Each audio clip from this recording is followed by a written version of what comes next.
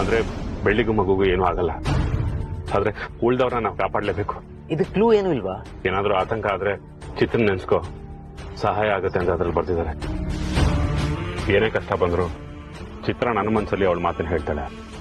ಅದನ್ನ ಕೇಳಿ ನಾವು ಸಮಾಧಾನ ಪಡ್ಕೋಬೇಕು ಅಷ್ಟೇ. ಕಷ್ಟದ ಟೈಮಲ್ಲಿ ಚಿತ್ರ ನಮ್ಮ ಜೊತೆಗಿದ್ಲು. ಕಷ್ಟ ಕಳೆದ್ಮೇಲೆ ಅವಳು ಹೊರಟೋದ್ಲು. ಆದ್ರೆ ಈಗ ಮತ್ತೆ ಕಷ್ಟ ಬಂದಿದೆ. ಈಗ ಮತ್ತೆ ಅವಳೇ ನಮಗೆ ದಾರಿ ತೋರಿಸ್ತಾಳೆ ಅನ್ಸುತ್ತೆ. ಏನೇ ಆದ್ರೂ ಅದನ್ನ ಎದುರಿಸೋದಕ್ಕೆ ನಾವು ಸಿದ್ಧವಾಗಿರ್ಬೇಕು. ಏನಮ್ಮ ಇದು? ಮಾಡಿರೋ ತಪ್ಪನ್ನೆಲ್ಲ ಒಪ್ಕೋಬೇಕು ಅಂತ ಬರ್ತಿದ್ದಾರೆ. ಅದನ್ನೇ ನಾನು ಯೋಚನೆ ಮಾಡ್ತಾ ಇದ್ದೀನಿ. ಅಂದ್ರೆ ಆಸ್ತಿ ಹೊಡೆಯಕ್ಕೆ ಪ್ರಯತ್ನ ಪಟ್ಟಿದ್ದು, ನೀನು ಚಿತ್ರನ್ನ ಸಾಯಿಸಿದ್ದು, ಎಲ್ಲಾ ವಿಷಯನೂ ಮುತ್ತಣ್ಣನ ಹತ್ರ ಹೇಳ್ಬೇಕು ಅಂತನಾ? ಹೌದು. ಅಣ್ಣ ಇದನ್ನೆಲ್ಲ ಕೇಳಿಸ್ಕೊಂಡ್ರೆ ಕೋಪ ಮಾಡ್ಕೊಳ್ಳೋದಿಲ್ವಾ ಅಮ್ಮ? ಖಂಡಿತ ಮಾಡ್ಕೊಳ್ತಾನೆ. ನಮ್ಮನ್ನ ಮನೆಯಿಂದ ಹೊರಗಡೆನೂ ಹಾಕಬಹುದು. ನಾವ್ ಆಸ್ತಿ ಎಲ್ಲ ನಮ್ ಕೈವಶ ಮಾಡ್ಕೋಬೇಕು ಅಂತಿದ್ರೆ ಈ ಮಹಾಸ್ವಾಮಿಗಳು ಸರಿಯಾದ ಫಿಟ್ಟಿಂಗ್ ಇಟ್ಟಿದಾರಲ್ಲಮ್ಮ. ಈಗ ಏನ್ ಮಾಡೋದು? ನಾವ್ ಒಪ್ಕೊಂಡ್ರೆ ಅಣ್ಣನ್ ದೃಷ್ಟಿಯಲ್ಲಿ ಕೆಟ್ಟೋರಾಗ್ತೀವಿ. ಒಂದ್ ವೇಳೆ ಒಪ್ಕೊಳ್ಳಿಲ್ಲ ಅಂದ್ರೆ ಮಗುವಾಗಿ ಹುಟ್ಬರೋ ಚಿತ್ರನಿಂದ ಸಾಯ್ತೀವಿ. ನಮ್ಗೆ ತಪ್ಪು ಒಪ್ಕೊಳ್ಳೋದ್ ಬಿಟ್ರೆ ಬೇರೆ ಯಾವ ದಾರಿನೂ ಕಾಣಿಸ್ತಿಲ್ಲ. ನಿರ್ಧಾರ ಮಾಡಾಗಿದೆ. ಅದನ್ನ ಪ್ರಾರಂಭ ಮಾಡಿದ್ದು ನಾವೇ, ಅದಕ್ಕೆ ಅಂತ್ಯನೂ ನಾವೇ ಕೊಡಬೇಕು. ಆದ್ರೆ ಅದು ಒಳ್ಳೆ ರೀತಿಯಲ್ಲಾಗಿರ್ಬೇಕು.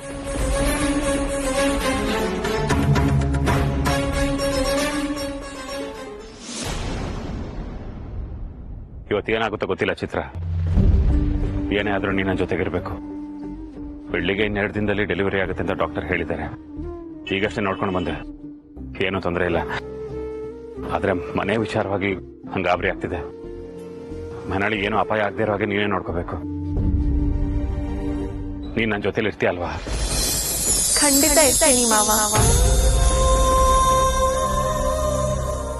ಚಿತ್ರ, ಚಿತ್ರ, ನಿನ್ ಧ್ವನಿ ಕೇಳಿಸ್ತಾ ಇದೆ. ಚಿತ್ರ,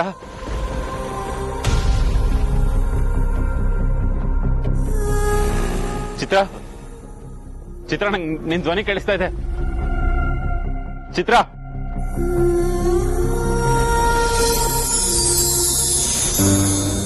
ಚಿತ್ರ, ಗೊತ್ತು ಯಾಕೆ ಇಷ್ಟೊಂದು ಗಾಬರಿ ಆಗಿದೆಯಾ? ಚಿತ್ರ ಮಾತಾಡ್ದಾಗ ಇಟ್ಕೊಣ. ನಾನ್ ನಿನ್ ಜೊತೆ ಇರ್ತೀನಿ ಅಂತ ಹೇಳಿದ್ಲು. ಚಿತ್ರಕ್ಕನ ಬಗ್ಗೆನೇ ಯಾವಾಗ್ಲೂ ಯೋಚನೆ ಮಾಡ್ತಿರ್ತಿಲ್ಲ, ಅದಕ್ಕೆ ಅವ್ರು ಮಾತಾಡ್ದಾಗ ಅನ್ಸಿರುತ್ತಷ್ಟೇ, ಬೇರೇನಿಲ್ಲ. ಇಲ್ಲ ಕಣ. ಕರೆದ್ರ ಅಣ್ಣ? ಐಶು, ಎಲ್ಲೂ ಇಲ್ಲಿಗೆ ಬರೋದಕ್ಕೆ ಕೇಳು. ಈಗಲೇ ಬರೋದಕ್ಕೆ ಕೇಳು. ಸರಿ. ಶಣ್ಮಗ, ನೀನು ಹೋಗು. ಸರಿ, ಎಲ್ಲೂ ಕರಿ.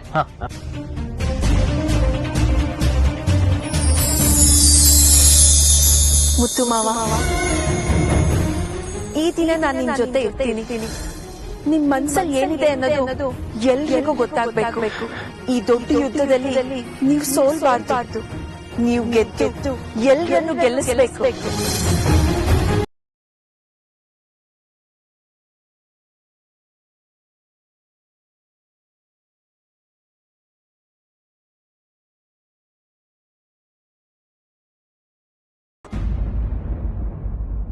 ಚಿಕ್ಕಮ್ಮ, ನಿಮ್ಗೊಂದು ವಿಷಯ ಹೇಳಬೇಕು. ಹೇಳು. ನಮ್ಮ ಹೊಸ ರೈಸ್ ಮಿಲ್ಗೆ ನಿಮ್ಮ ಹೆಸರು ಇಡಬೇಕು ಅಂತ ಅನ್ಕೊಂಡಿದ್ದೀನಿ. ಶ್ರೀಮತಿ ನೀಲಾಂಬರಿ ಅಮ್ಮನವರು ಅಂತ. ಹೇಗಿದೆ? ಈ ತರ ಯಾಕೆ ಯೋಚನೆ ಬಂತು ಸಡನ್ ಆಗಿ? ಏನೋ ಮನ್ಸಿಗೆ ಅನಿಸ್ತು, ಅದಕ್ಕೆ. ಅಷ್ಟೇ ಅಲ್ಲ ಚಿಕ್ಕಮ್ಮ, ನಮ್ಮ ರೈಸ್ ಮಿಲ್ಗೆ ಇನ್ಮೇಲಿಂದ ನೀವೇ ಓನರ್. ಏನೇ ಟ್ರಾನ್ಸಾಕ್ಷನ್ ಆಗ್ಬೇಕು ಅಂದ್ರು ನಿಮ್ ಸೈನ್ ಬೇಕು. ಸೂಪರ್ ಮುತ್ತು, ಒಳ್ಳೆ ಡಿಸಿಷನ್. ಅಷ್ಟ್ ಮಾತ್ರ ಅಲ್ಲ ಚಿಕ್ಕಮ್ಮ, ನಮ್ಮ ಎಲ್ಲ ಆಸ್ತಿನೂ ನಿಮ್ಮ ಹೆಸರಿಗೆ ಮಾಡಬೇಕು ಅಂತ ಅನ್ಕೊಂಡಿದ್ದೀನಿ. ಒಳ್ಳೆ ಕೆಲಸ ಮಾಡ್ತಿದ್ಯಾ ಮುತ್ತು, ನಿಜವಾಗ್ಲು ತುಂಬಾ ಒಳ್ಳೆ ಕೆಲಸ ಮಾಡ್ತಿದ್ಯಾ. ನಿನ್ನಂತ ಅಪ್ಪಟ ಬಂಗಾರನ ನಾನೆಲ್ಲೂ ನೋಡೇ ಇಲ್ಲ. ನಿಜವಾಗ್ಲು ನೀನು ಬಂಗಾರದ ಮನುಷ್ಯ. ವಿಷ ಹಾಕೋರ್ಗೂ ಅಮೃತ ಕೊಡುವಂತ ಮನುಷ್ಯ ನಿಂದು. ವಿಷ ಹಾಕೋರ್ಗ ಏನ್ ಹೇಳ್ತಿದ್ರ ಬಾವ? ಹೌದು ಮುತ್ತು, ನಿನಗ್ ಕೆಟ್ಟದ್ ಮಾಡಿದವ್ರಿಗೆ ನೀನ್ ಒಳ್ಳೇದೇ ಮಾಡ್ತಿದ್ಯಾ. ಅಲ್ಲ, ಯಾರಿಗೆ ವಿಷ ಕೊಡ್ತಿದಾರೆ? ಏನ್ ಹೇಳ್ತಿದ್ದೀರಾ ನೀವು?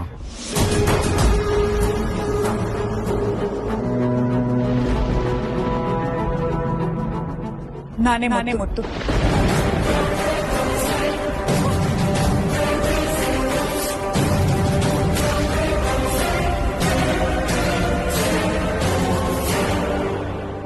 ಚಿಕ್ಕಮ್ಮ ಯಾಕೆ ಮಾತಾಡ್ತಿದ್ದೀರಾ? ಏನಾಯ್ತು?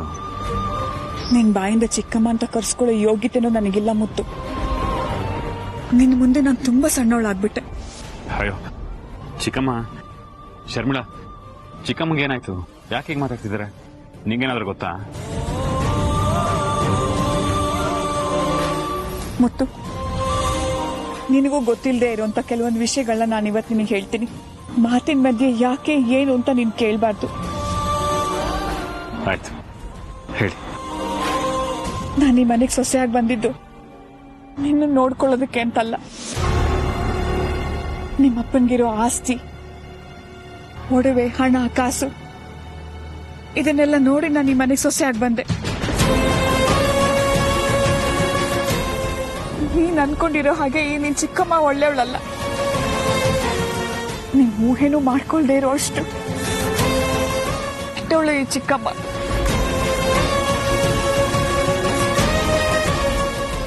ಏನ್ ಚಿಕ್ಕಮ್ಮ ಇದೆಲ್ಲ?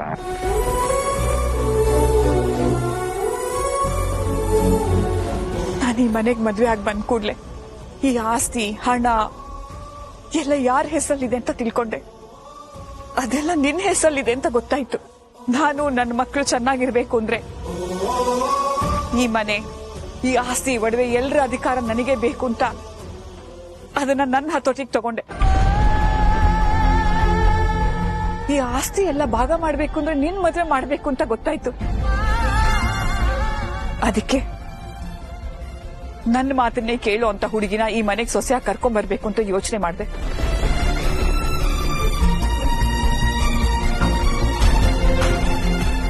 ಆಗ ಈ ಮನೆಗೆ ಬಂದಿದ್ದು ಮಾಯಾ. ನಿನ್ನ ಮಾಯಾ ಮದುವೆ ಮಾಡೋದಕ್ಕೆ ತುಂಬಾ ಪ್ರಯತ್ನ ಪಟ್ಟೆ, ಅದಾಗ್ಲಿಲ್ಲ. ಪಾಪ ಆ ಮಾಯಾ ತನ್ನ ಜೀವನನ ತನ್ನ ಕೈಯಾರೆ ತಾನೇ ಹಾಳು ಮಾಡ್ಕೊಂಡ್ಲು. ಏನೇ ಆದ್ರೂ ನಾನಿದ್ದೀನಿ ಅಂತ ಮಾಯಾ ನಿನ್ನನ್ನು ತುಂಬಾ ಹಚ್ಕೊಂಡ್ಲು. ನೀನ್ ಅವಳು ಕೊರಳಿಗೆ ತಾಳಿ ಕಟ್ಟದೆ ಇದ್ರು ಗಂಡ ಅಂತ ಅನ್ಕೊಂಡ್ಲು. ಇದೆಲ್ಲ ನಾನ್ ಹೇಳಿ ಮಾಡಿಸಿದಂತ ನಾಟಕ. ಮಾಯಾಗಿಂತ ಹೆಚ್ಚಾಗಿ ಬೆಳ್ಳಿನೂ ನಿನ್ನನ್ನು ಪ್ರೀತಿ ಮಾಡಿದ್ಲು. ವ್ಯತ್ಯಾಸ ಏನು ಅಂದ್ರೆ ಮಾಯಾ ಹೋದ ದಾರಿ ಸರಿ ಇರ್ಲಿಲ್ಲ, ಅವಳು ತನ್ನ ಪ್ರೀತಿ ವ್ಯಕ್ತಪಡಿಸಿದ ರೀತಿನೂ ಸರಿ ಇರ್ಲಿಲ್ಲ.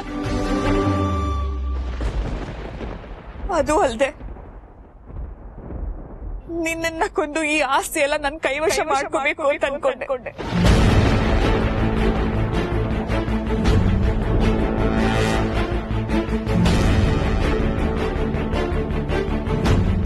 ಕೆಟ್ಟವರಿಗೆ ಕೆಟ್ಟದಾಗದು ಅಂತ ಗೊತ್ತಾಯ್ತು, ಮತ್ತೆ ಅವ್ರ ಮುಂದಕ್ಕೆ ಚೆನ್ನಾಗಿರೋದಿಲ್ಲ ಅನ್ನೋದು ಗೊತ್ತಾಯ್ತು.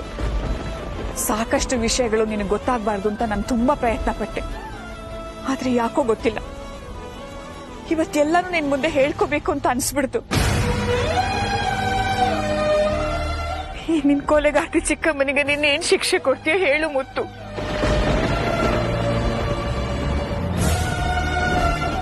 ಶರ್ಮಿಳಾ, ನೋಡಿರಿ, ಚಿಕ್ಕಮ್ಮ ಏನನ್ನ ಮಾತಾಡ್ತಿದ್ದಾರೆ. ಅವ್ರ ಮಾತಿಗೆ ಏನಾದ್ರೂ ಅರ್ಥ ಇದೆಯಾ? ಚಿಕ್ಕಮ್ಮ ನನಗೆ ಮೋಸ ಮಾಡದ?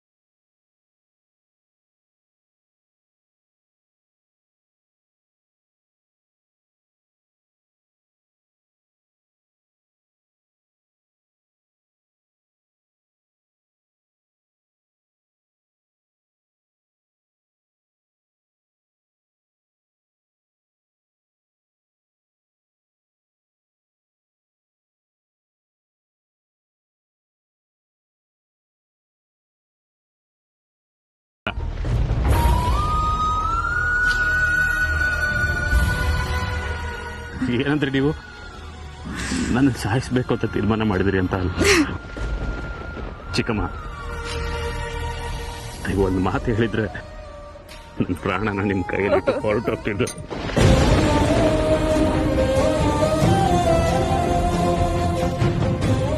ಈ ಆಸ್ತಿ ಏನಿದೆ ಚಿಕ್ಕಮ್ಮ, ಏನಿದೆ ಎಲ್ಲ ಕಳ್ಕೊಂಡಾಗ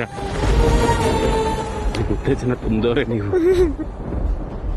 ಈಗಲೂ ನೋಡಿ, ಎಲ್ಲ ಆಸ್ತಿನೂ ನಿಮ್ಮ ಹೆಸರಲ್ಲೇ ಬರ್ತಿದ್ದೀನಿ.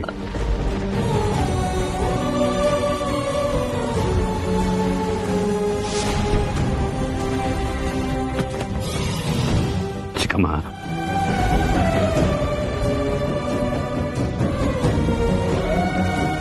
ಇಷ್ಟೊಂದು ಒಳ್ಳೆತನ ಇರೋ ನಿನ್ ಬಾಯಿಂದ ಚಿಕ್ಕಮ್ಮ ಅಂತ ಕರೆಸ್ಕೊಳ್ಳೋ ಯಾವ ಯೋಗ್ಯತೆನೂ ಇಲ್ಲ ಮುತ್ತು ನನಗೆ ಇಲ್ಲ.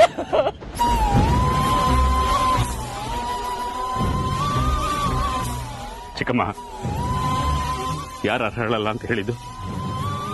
ನೀವು ತಪ್ಪಾಗಿ ಬೆಳೆಸಿದ್ರೆ ಇಷ್ಟೊತ್ತಿಗೆ ನಾನು ಕೆಟ್ಟವನಾಗಿರ್ಬೇಕಾಗಿತ್ತಲ್ವಾ? ನಿನ್ನ ಮನ್ಸು ಅಪರಂಜಿ ಇದ್ದಾಗೆ ವಜ್ರದ ಮೇಲೆ ಎಷ್ಟೇ ಧೂಳು ಬಿದ್ರು ಅದು ಕಲ್ಲಾಗುತ್ತಾ ಹೇಳು? ನಿನ್ನಂತ ಹೃದಯವಂತನ ಸುತ್ತ ಎಷ್ಟೇ ಕೆಟ್ಟವರಿದ್ರು ನೀನ್ ಮಾತ್ರ ಹಾಗೆ ಇದೆಯಾ ಮುತ್ತು. ಯಾಕೆಂದ್ರೆ ನಿನ್ನಲ್ಲಿ ಕರುಣೆ ಅನುಕಂಪ ಇದೆ. ಅದಕ್ಕೆ ನಾನೊಂದು ತೀರ್ಮಾನಕ್ಕೆ ಬಂದಿದ್ದೀನಿ. ಈ ಮನೆ ಬಿಟ್ಟು ಹೋಗ್ಬೇಕು ಅಂತ.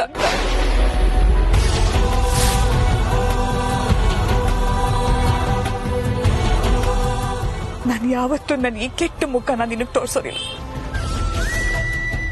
ಎಷ್ಟು ದೂರ ಸಾಧ್ಯವಾಗುತ್ತೋ ಅಷ್ಟು ದೂರ ನಾನು ಹೊರಟೋಗ್ತೀನಿ.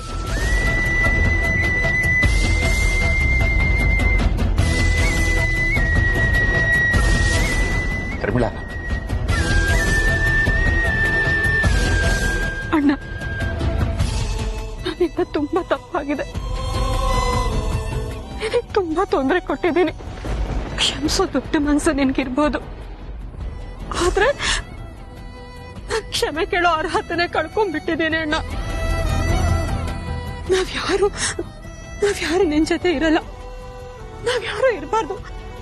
ನಾವೆಲ್ಲ ತುಂಬಾ ಕೆಟ್ಟವ್ರಣ್ಣ. ಆದ್ರೆ ನೀನ್ ಮಾತ್ರ ಯಾವಾಗ್ಲೂ ಚೆನ್ನಾಗಿರ್ಬೇಕಣ್ಣ. ನೀನ್ ಯಾವಾಗ್ಲೂ ಚೆನ್ನಾಗಿರ್ಬೇಕು, ಸಂತೋಷವಾಗಿರ್ಬೇಕು. ನಾವೆಲ್ಲ ಮನೆ ಬಿಟ್ಟು ಹೋಗ್ತೀವಿ. ಕಾವ್ಯ, ಲಗೇಜ್ ತಗೋ.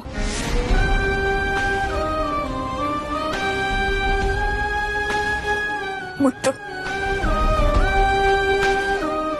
ನಾನು ಬರ್ತೀನಿ.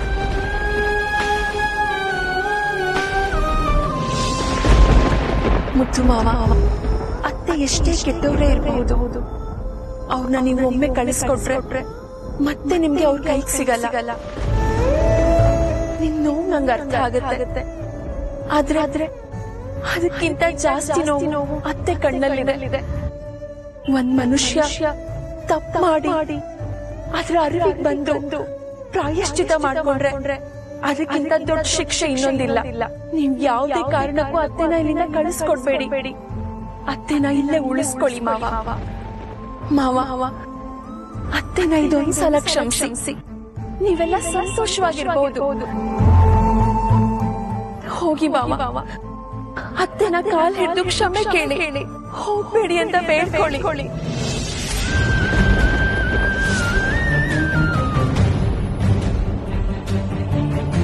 ಚಿತ್ರ,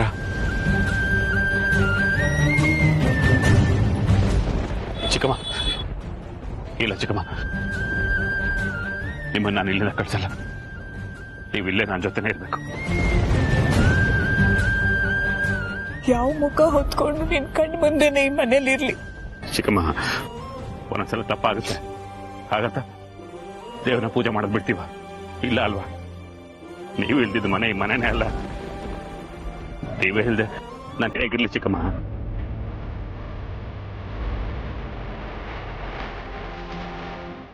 ತುಂಬಾ ಪಾಪಗಳನ್ನ ಮಾಡ್ಬಿಟ್ಟಿದ್ದೀನಿ. ಆ ಪಾಪಕ್ಕೆ ತಕ್ಕ ಪ್ರಾಯಶ್ಚಿತ್ತ ಮಾಡ್ಕೋಬೇಕು ಮುತ್ತು. ಚಿಕ್ಕಮ್ಮ, ನೀವು ಪಾಪ ಮಾಡಿದ್ರೆ ಅಲ್ವಾ ಪರಿಹಾರ ಮಾಡ್ಕೊಳ್ಳೋದಕ್ಕೆ? ನಿಮ್ಮನ್ನ ಇಲ್ಲಿಂದ ಕಳಿಸಿದ್ರೆ ಅದಕ್ಕಿಂತ ದೊಡ್ಡ ಪಾಪ ಯಾವುದೂ ಇಲ್ಲ ಚಿಕ್ಕಮ್ಮ. ಅದಕ್ಕಿಂತ ದೊಡ್ಡ ಪಾಪ ಯಾವುದೂ ಇಲ್ಲ. ನಾನು ನಿಮ್ಮನ್ನ ಎಲ್ಲೂ ಕಳಿಸಲ್ಲ ಚಿಕ್ಕಮ್ಮ. ಶರ್ಮಿಳಾ, ನೀನು ಹಾಗೆ ಹೇಳ್ತಿದ್ಯಲ್ಲ, ನೀನಾದ್ರೂ ಚಿಕ್ಕಮ್ಮ ಹೇಳು. ಚಿಕ್ಕಮ್ಮ, ನಾನು ನಿನ್ನ ಚಿಕ್ಕಮ್ಮ ಅಂತ ಕರಿಬೋದು, ಆದ್ರೆ ನಾನು ಹೆತ್ತ ತಾಯಿಗಿಂತ ಜಾಸ್ತಿ ಪ್ರೀತಿ ಮಾಡ್ತೀನಿ ಚಿಕ್ಕಮ್ಮ.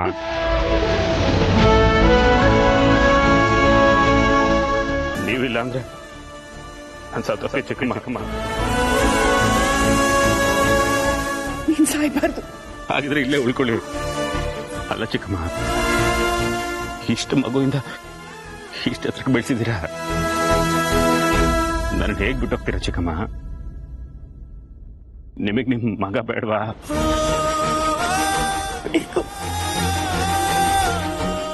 ನನಗೆ ನನ್ ಮಗ ಮುತ್ತು ಬೇಕು.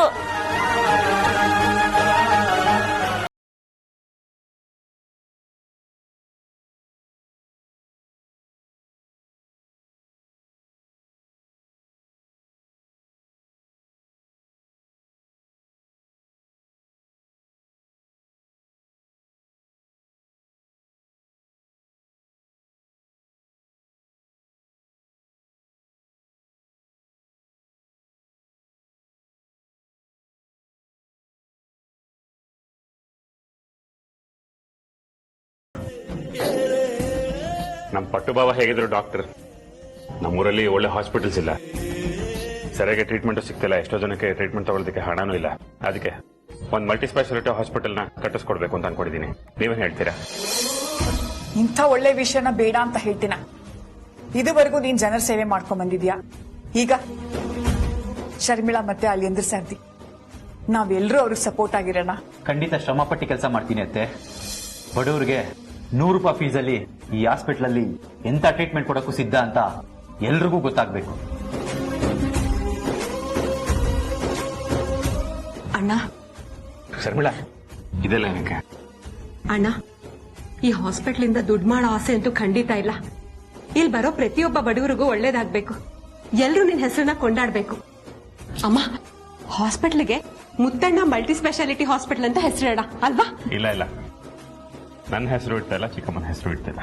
ಈ ಹಾಸ್ಪಿಟಲ್ಗೆ ಶರ್ಮಿಳಾ ಮಲ್ಟಿ ಸ್ಪೆಷಾಲಿಟಿ ಹಾಸ್ಪಿಟಲ್ ಅಂತ ಹೇಳ್ತಾ ಇದೀವಿ. ಮುತ್ತು, ಷಣ್ಮುಗ ಇಲ್ಲಿ ಕಾಣಿಸ್ತಿಲ್ವಲ್ಲ? ಗೊತ್ತಿಲ್ಲ ಚಿಕ್ಕಮ್ಮ, ಈ ಟೈಮಲ್ಲಿ ಎಲ್ಲೋದ ಅಂತ ಇವನು. ಎಲ್ಲಿಗೆ ಹೋದ? ಷಣ್ಮುಗ, ಗೊತ್ತೋ?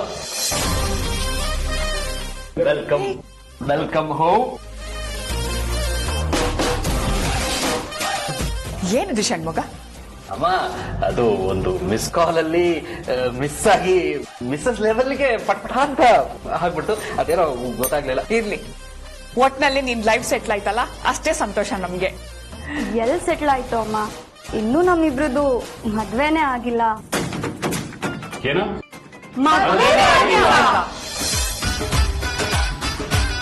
ಹಾರ ಬದಲಾಯಿಸಿ.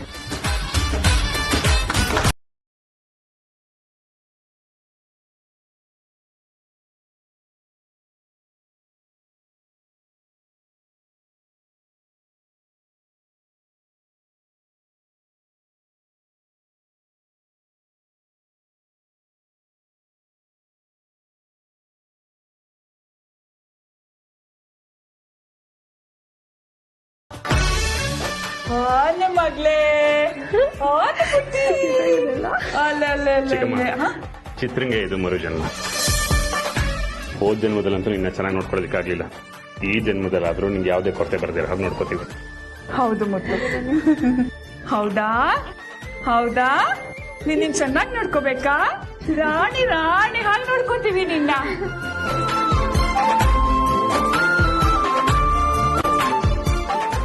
ಅಣ್ಣ, ಮಗುಗೆ ಏನ್ ಹೆಸರಿಡೋದು? ಚಿತ್ರ ಅಂತ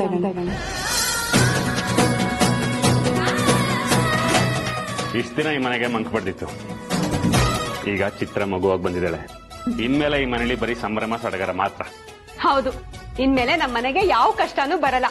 ಯಾಕಂದ್ರೆ ನಮ್ ಮನೆಗೆ ಮಹಾಲಕ್ಷ್ಮಿ ಬಂದಿದ್ದಾಳೆ. ನಮ್ ಮನೇಲಿ ಇದ್ದಿದ್ದ ದರಿದ್ರ ಎಲ್ಲ ಹೊರಟೋಯ್ತು.